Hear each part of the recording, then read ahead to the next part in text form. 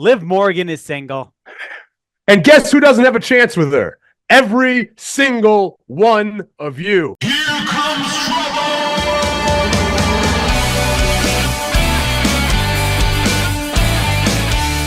It's me. It's the N to the T to the G. Rolling once again with that BT double baby trouble bitch. I'm taking up the whole screen. You got myself, Nikki the Good, and we are the Meatpop Express and big trouble. There's some big news in professional wrestling, and these marks are going to be really excited about it because Liv Morgan is single.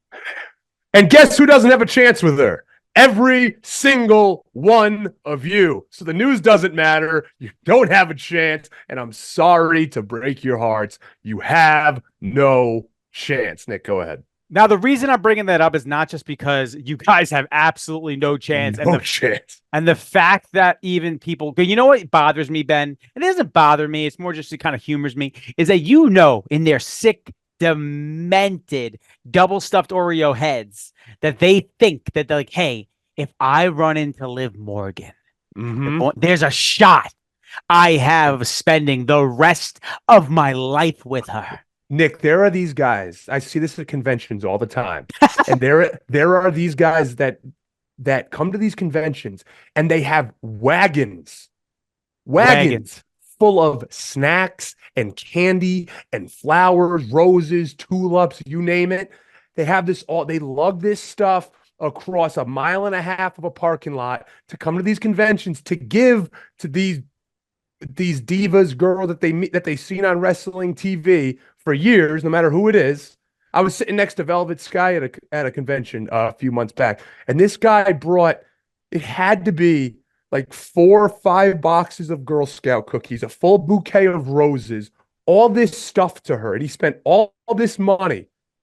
And she's a sweetheart of a person, so she accepted it. She was very grateful. But then I also saw Terry Runnels with her stuff, and she's like, "Oh, thank you." And then I saw her leave and keep it all on the table and didn't even care that it was there.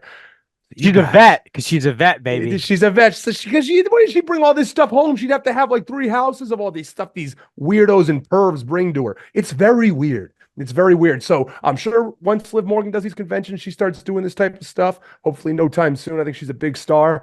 But once she starts doing these conventions, believe me, guys are going to be backing up Brink's truck full of candy and cookies and roses to bring to her. And here's the thing, though, is that with like Liv Morgan, these girls, like, listen, WWE especially, I mean, AEW, they have, stunners as well. But WWE, like going back like 20 something years, they've always found like the absolute most like gorgeous women to put on television. Oh, yeah. Like Stacy Keibler. Like these girls are just in a level, but here's the psychology behind it.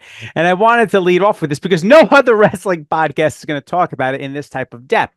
No. But the thing is that this is a way for these lonely, chance having. That's an understatement. No chance having marks. Understatement. Who have never spoken to a woman. It's like a safe space for them to approach a gorgeous woman who likes wrestling. That's the biggest thing. Who likes wrestling, and they're not going to get turned away. Like, yes. They can give a gorgeous woman a gift. They can say nice things to them. They can maybe have a conversation with them for $45. If it's Mandy Rose, 10 grand, whatever it may be. But that's that's what I love about this so much, is that it just triggers in my head. Like now when she's at these conventions or she's at these signings, every dude online, all of these marks are going to be like building themselves up. Like, I got 5 seconds to make my best impression with Liv Morgan. And listen, I'm not trying to rip on you guys. I'm just saying, I know what you guys are thinking, man. Oh, yeah. Because when I was like 11 and I was going to see Sable at Funtime USA in Brooklyn, I was like, I'm really going to impress her. But I was also 11. You guys are like 45. A little different. Yeah, and then they try to come in with their best joke or best pickup line. Oh, yeah. It ends up revolving around something they did on TV. And I'll give you the reaction they always give. Yeah. So, you want to take a picture? Oh, man, I love you, Marks. I know we make fun of you guys, but we're just having fun, man. We're just having fun. You got to be able to laugh at yourself and know what this is. You got to. The other big news we're going to open up with before we get into a little bit of AEW and then also the updates on the King and Queen of the Ring tournament is that Buddy Murphy took a photo with Rhea Ripley's ass on it.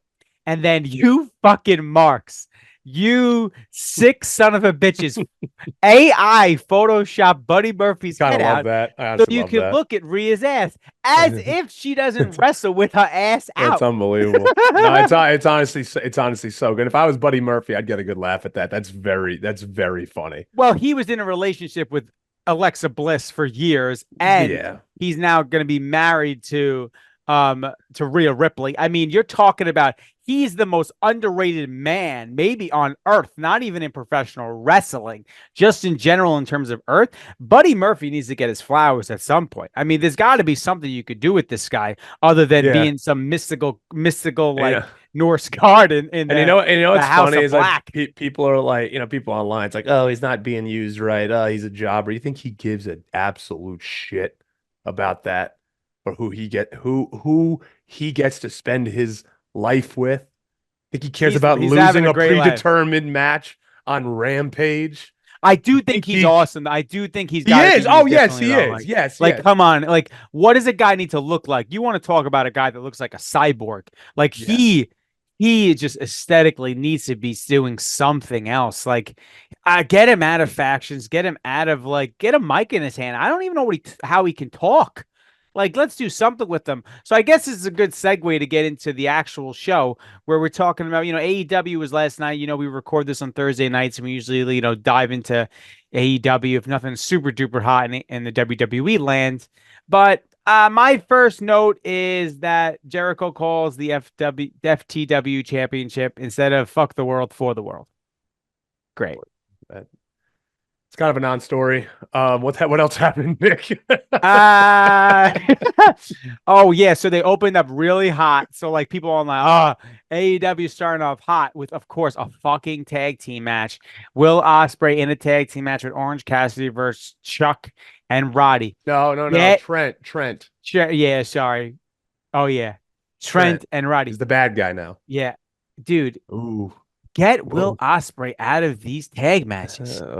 Why is he not? He is a star. He is a top guy. Like or he should be, at least. He should be. Well, come on, man. I don't want to see him in these matches. Get him a microphone. Get a mic in his hand to start it off. Like, you don't need him to further the storyline between Cassidy and the other guy. There's no need. There's absolutely no. I mean, put him in a quick 6-8 minute match. Let him play all the hits against some, random. Were they in Las Vegas last night? Yeah, book Ben. Some Las Vegas. Let fucking me. I'll lose. I'll lose to Ospreay. Dude, beat me. Let Ben. Beat me. What's the paycheck look like? Yeah, let Ben get squashed by Ospreay. Come on, Tony. I'll do it. Why not? Come on, Tony. Book me. Fact, book me as a jobber. You've already done it twice. Just keep doing it. In fact, I'm gonna say it out loud. Hey, Tony Khan. This is my co-host, Big Trouble Ben Bishop. He's 6'12", 15% of a metric ton. He will put all of your motherfucking guys over. Put his ass on and I'll TV. make them look good. They beat me. They look good. Look at me. I look better than 90% of the roster. Come on, man.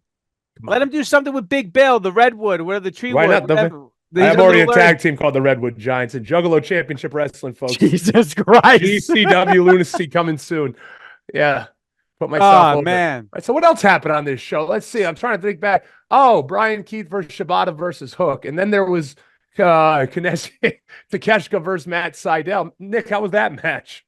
I didn't watch it, brother. All right, we're going to keep moving on to Swerve Nick Wayne. Dude, okay, so the history. Match, the history, at least is a story going on here. I did like that they took it outside the arena after the match was over, and basically Swerve just chased everyone and ended up with him and Christian doing a thing like on top of a car and everything.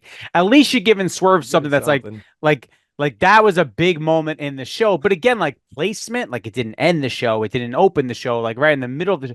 I'm not vibing with that. Either Swerve has to come out hot and start the show, or he's got to end the show, man. You're killing him as the world champion.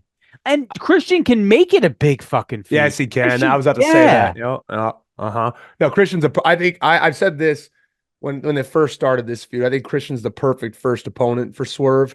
Unfortunately, it's seeming very mid card. And I I don't think that's the fault of either of these two at all. Like, I No. think they could make this could be a top story, but unfortunately they're stuck in kind of the middle of the show and not really being featured too heavily. And I'm like not really going out on a limb there. I know that's been the popular discourse online between the IWC and themselves. So it's known. It's known. Not anything too crazy there. And the biggest thing that happened on Dynamite was, I'm not calling him Copeland. I'm just not doing it. Edge and Malachi Black had a little thing. So we got the ooze, we got the blood, the cranberries used, the preserves, whatever it may be, coming down from the rafters, brother. Dude, all I could think of was the Kevin Nash spot with the blood. Yeah, that's what everyone. And when he's in the Just at least he's in the right spot last night. Well, the thing is because of the way it came down, right? Like it looked just like it. And I don't know, man. I know people rip on WCW. There's a spot in my heart for the bad WCW. Like if you go and you turn on some old nitros, that were fucking bad. Oh, dude, it's the best. I'm the biggest WCW 2000 mark there is. Yeah, dude, you would have been fucking over. We gotta get the Natural Born Thrillers on this podcast. All see where they are nowadays. I want to get Russo. I want Vince Russo. Him too. On this show, man. Him too. Maybe David. Vince Russo. I did your show castrating the marks in like 2019. I took the call from my one bedroom apartment in Brooklyn Heights. We had a good conversation. We roasted Meltzer. Let's do it again, but on my show this time. I've evolved, brother. Look at me right now. I've evolved. Find a way for us to get in touch with Russo. But yeah, if we got the whole Natural Born Thrillers as well. I think Mike Sanders works in IT now, so that's pretty awesome. Yeah. So that's where they are. But I love WCW. We're gonna do an episode just on WCW 2000 at some point. That's right. Yes, the book it. We'll have a few people on. We'll try to get some guests on for that. All right, let's keep moving on with the show. I actually don't know anything else that happened on the Tony show. Storm. Oh, yes. YMA versus the Outcasts. Yes. Yeah. So I mean, again, I don't know, the Outcasts. Well, now there's a different Outcast, Ben. I thought they were all heels. No, it's different. Well, it's a different Outcast now. So you got Paige, Saraya, and you got the other one. Harley Cameron. Yeah. I mean, I don't dislike it that they're whatever, but like to me, Serena Deeb. Yeah, I mean, they're trying to force Serena Deeb right now. Like, I don't know. It's just, dude. Like here's the problem, because Monet and Willow are doing their thing. There's no one to feed to Tony that's like that big, and there's obviously they have to be saving Brett for Mercedes. Yeah. There's like they're not they don't have another female on that roster that can really take it to Tony Storm right now, because she's just such a strong ass character. I mean, like it's very difficult right now to it's like I think you know what I think you do? I think this is the spot that you're in right now with the women's divisions, because you have it seems very top heavy when you got and I'm going to put Willow in this category as top heavy because she's part of the top echelon of women right now. You got, Mercedes, Tony, obviously Britt's coming back soon. Why don't we start building up some of the lesser known females? Like, I know we had this conversation off the pod yesterday, but what about Lady Frost? Oh, Why not get her? I don't start. She's like an ultimate baby face. Start building her up. She'll also be on War on the Shore, July 16th at Martell's Peaky Bars. Oh, we're gonna get into that, brother. We're gonna get into tickets still available. Sure will. But why don't we build up like females like her?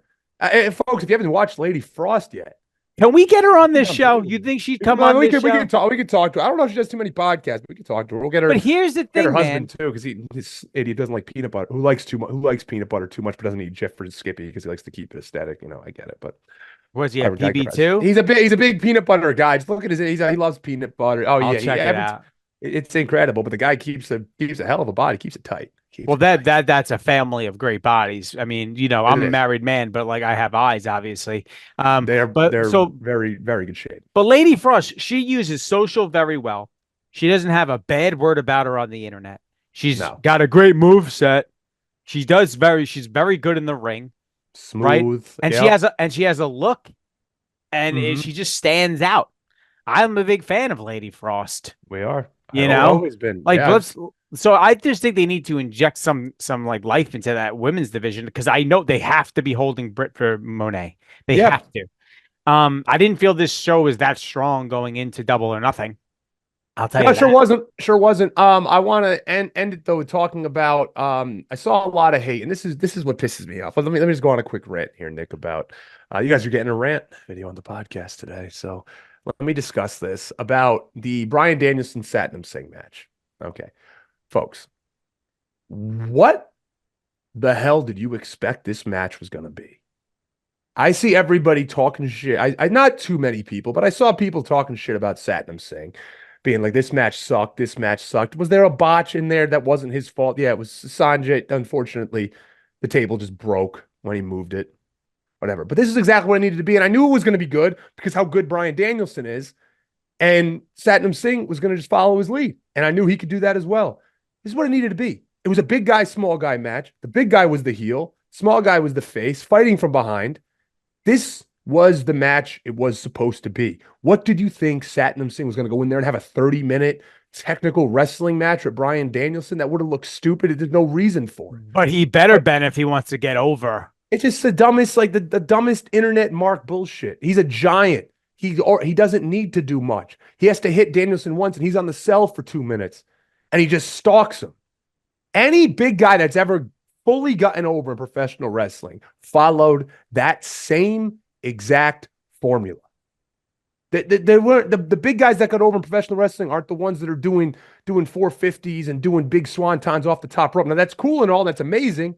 Those aren't the ones that fully got over. I'm talking about the Takers, the Kanes, the Nashes, the Psycho Sids of the world. The ones who truly have gotten over are the ones that work this type of style. So give Satnam Singh a break. Whatever you thought this match was supposed to be and what you want it to be or what you're used to on AEW Dynamite isn't what it was going to be. So deal with it. This is how a big guy should be booked. Danielson did everything right. Satnam Singh listened well. So shut the absolute hell up. And I'll say this also. I at least like looking at a guy like Satnam Singh on my television. Like, say what you want about like the great Khali. There's something about just staring at someone and looking at someone who's like 7'4". Yeah. And being like, it's a circus, Nick. That's what wrestling is. It's a circus. You're not going there to see a guy that you could see sitting next to you in the crowd. You're going to see like larger than life looking people, characters, big guys, small guys with an aesthetic, big, giant, like Vader looking guys. You're not going to see some schlub that you see that wearing a t-shirt and one basketball shorts with mustard stains all over it you could see in the crowd. Why would you pay money to see that? It's a Satnam Singh has a purpose. Yes. So enough with this, like, oh, it wasn't good. It was stupid. Oh, he's just another big guy. You're an idiot because the casual fan turning the channel sees that and goes, what the hell is this? Correct. Just like every fan on the boardwalk in Point Pleasant, New Jersey is going to be looking at me, even though it took Dave Sturchio way too long to book me for this show. And I'm going to be there too. July 16th in Point Pleasant, New Jersey, Martell's Tiki Bar. Yeah, so before we get into WWE, the King and Queen of the Ring, you heard it right there, folks. Listen, it's official. The word's out. The internet has been talking about it, mainly because we're the main people talking about it. But in July 16th, it's a Tuesday, brother. War on the Shore at Martell's Tiki Bar. Fight Factory presents it, brother, and the Meatpop Express are booked. Ben is going to be in a match. We don't know who it's against yet, but whoever it is, brother, we are going over. I said it. I did an exclusive interview with Chris Van Vliet. If you haven't seen it, go check my Twitter feed. Exclusive interview with Chris Van Vliet. He seeked me out. He said, Nikki, you know how I like to time my interviews. You know how I like to make sure that I strike while the iron's hot. I need you. So I hopped on, and me and Chris, we threw back and we talked about War on the Shore, July 16th. We're taking over the boardwalk, brother, in Point Pleasant. And Dave Sturchio, this episode goes out tomorrow. We better get our damn poster by tomorrow, brother. Print the poster. Hashtag print the poster. Let's get into WWE here. Yeah, by the way, those tickets are still on sale, everyone. If you want to come watch us live and in person, it's going to be in Point Pleasant, New Jersey, July 16th. Remember, July 16th. It's a Tuesday, so I'd say take off work, but chances are if you listen Take to the whole this, week off. Why not? Yeah. Make a trip of it. We'll hang out with you. Yeah, we'll hang Invite we us, will. invite us to your shore house. Like, give us a place to stay. Sure. I have a beach house, but you guys cannot. Of course, he has a beach house. I bet you guys don't. No, they don't.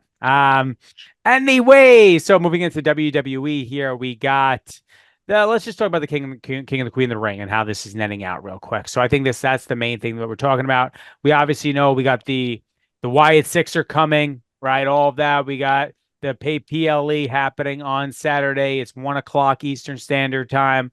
Right, that's going to be a big thing with Cody and Logan. But really, the focus, I think, is on King and Queen of the Ring.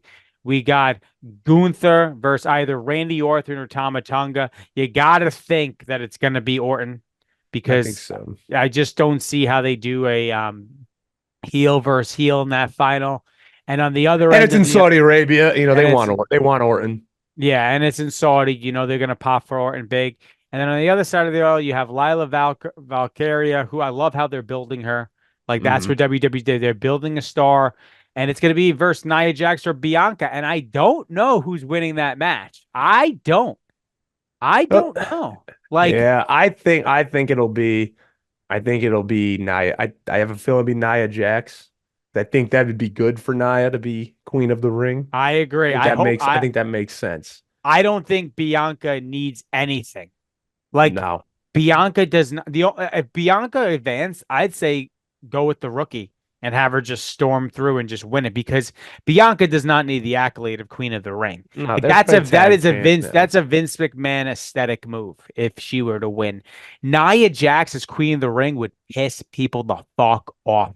And I think that's exactly what you need. So if I'm looking at this, I want obviously Gunther and I want Nia Jax as my two winners of the King and Queen of the Ring. Ben, do you agree? I think somebody already said, I think Michael Cole said it. I think he gave it away because he called him instead of the ring general, he calls him the King General. It just goes with it. I mean, I don't think there's any way that Gunther's not. I think that's pretty much signed, sealed, delivered right there. That Gunther's he looks like a king. He looks like he'd be a king. I mean, and the gimmick just works. It just works well. I mean, he is the perfect person to have the king gimmick. And then on the other side, I think it's a little bit more of a toss up. So that you can make a case for all three who are still have the ability to win this thing on the Queen of the Ring side. Yeah. But my money's on Nia Jax. I think that it'll work also with her gimmick. I think it's something for her to do, something to sink her teeth into more. She's The Rock's cousin. The Rock's on the board of directors. So I think she's gonna win King. I've always been a fan of Nia Jax. I do like Nia, and I know I'm joking, but I think that I think she's got a lot better since her return. 100%. She looks a lot better too. She's lost weight. She's definitely way better shape. Moving better.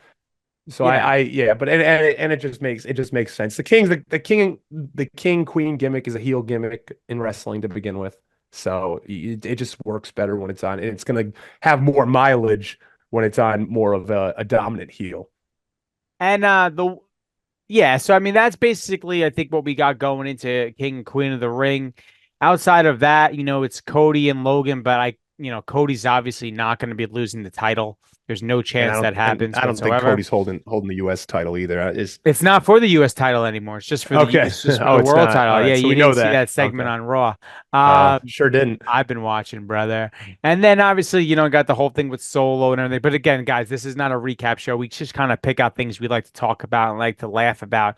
The one thing I wanted to comment before we get out of here is, so I was watching our boy, Mr. Squat 275 JD, who, listen, again, I'll say it again. As much as shit as JD gets, at least that motherfucker, he shows up every single night, rain or shine, if it's a bad show, he's there. He's got great production. I know a lot of people hate his guts. I know a lot of wrestlers probably hate his guts, but he also doesn't give a fuck. But what I did see him do is he did make a comment he had a video about the press conferences and how this guy, Matt Camp, who used to host The Bump, came out and they were talking about the press conferences, Ben. And as you know, there was no one with a better take on the internet than me about the press conferences. I have set the tone for the internet. It was me. Anything else that comes out afterward is old news. You missed it. You missed the brink truck. I'm the money. I'm the guy who sees things ahead of time before everyone else. I am the visionary of these type of takes. So what this guy Matt Kemp said is that the WWE doesn't want real questions. They just want to further the show. You're part of the show. No shit, man. I have been saying this forever. It has nothing to do with your journalism. No one thinks you guys are real journalists. Nobody. If you want real questions asked, you're missing the point of why there's a press conference. And I'll probably make another vent video just to be on the side of this to get my old, so I'm not taking over this entire show and just Ben just stares at me as I freak out. But here's the answer. Here's the last answer to why the WWE has these PLEs. And everyone says they're worthless. Why do they have them if they're not going to ask real journalist questions? This is why. Go back and watch any PLE. Go watch any press conference after the PLE. What is always fucking present on that table? The motherfucking drink of the motherfucking sponsor. Yep. You dumb idiots. It is about advertising packaging. When an advertiser, and this goes back to my past life, before I became this great content creator, when an advertiser looks at buying something, they buy in packages. And one of those packages will include on a line item of an RFP that's ready for proposal, the press conference. And the press conference will be sponsored by whatever the fuck advertiser it is. That's why they have the PLEs, you dummy. They don't give a flying fuck about your dumb journalistic questions. They don't want them. They don't want to talk about Liv Morgan being single because apparently that was news in professional wrestling. Now I'm going to stop here, Ben. I'm going to stop here because this is meant for another rant that'll probably get 1 million views.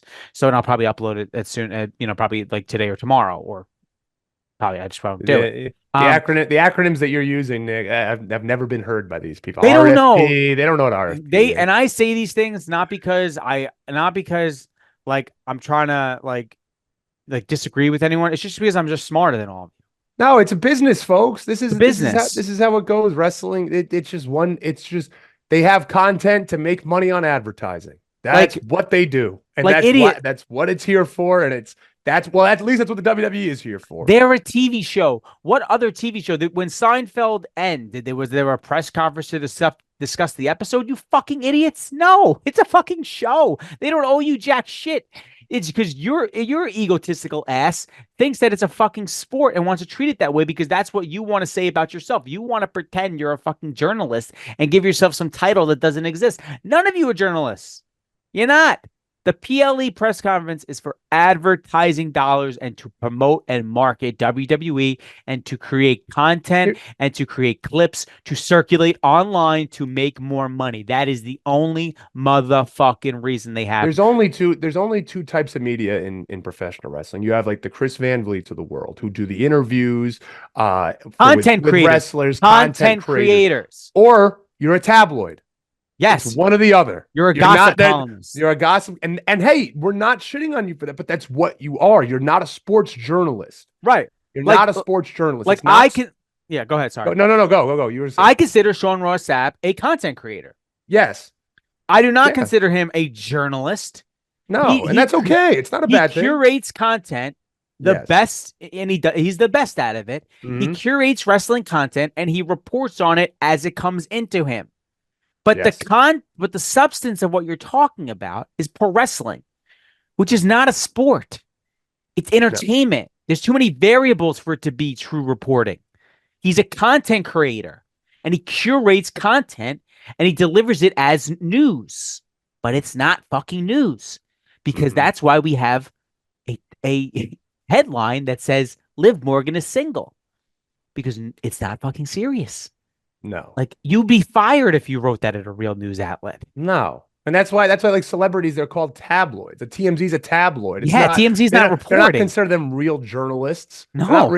They're a tabloid they're a gossip columnist. And I don't consider that somebody who is like a Rick Tellender in Chicago who does sports journalist or a Bob Ryan in Boston who's a sports journalist. Like that's not it's not actual journalism because I'd be hard pressed to find the majority of quote unquote journalists in wrestling actually went to journalism school. No, they didn't. They just fans and it's that decided and again, it's okay. right, And it's like fine. it's amazing. Well, things like Sean Ross have, and I'm not putting guys like that down because he's amazing at what he does. And like Nick, you said, he's a content creator. And that's Very great good in and one. of Very itself. successful A very good one. So it's just silly with these questions need to be asked and answered. It's like, what the? It's No, they not the don't. point. It's not the point. No, they don't. And like, what They if don't. you're wrong? Like, what if you're wrong with the Drew Gulak thing and you bring that up? Like, here's the last thing I'll say because we're getting out of hand. What the hell was I gonna say, Ben? Where was I You're going talking with about the this? Drew Gulak. You're talking about the journalism Yeah, asking the right this is the question. last thing I'll say, and it is kind of tough to say because the news has taken a hit over the last like what 8 years, like in terms of people believing it. Like these journalists can just say whatever, and that's just typically because there's more news than there was 20 years ago, right? But there used to come a time where there were consequences based on saying things that were incorrect, where you would lose your job over having one bad story in the news. Like you get one major story wrong, there are no consequences. That's why you guys aren't journalists, because you're not going to lose your job or your outlet. You could have the most obscene, ridiculous report come out for pro wrestling, have it be completely off base, have it spread a ton of rumors, and you'll be able to operate the next day because you're not news. You're not a news source. Yeah, and there's no you're gossip repercussions for columnist. it. There's no repercussions for it. And that's my big issue is that you can really like also ruin people's lives and ruin people's 100%. livelihood. You can just say something.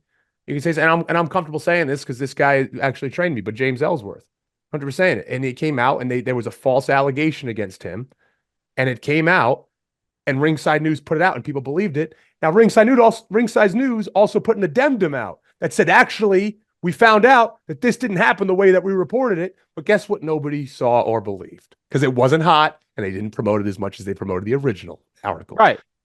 There you go. And you guys can go look it up yourself. I'm not going to get into it, but that's a perfect example of it.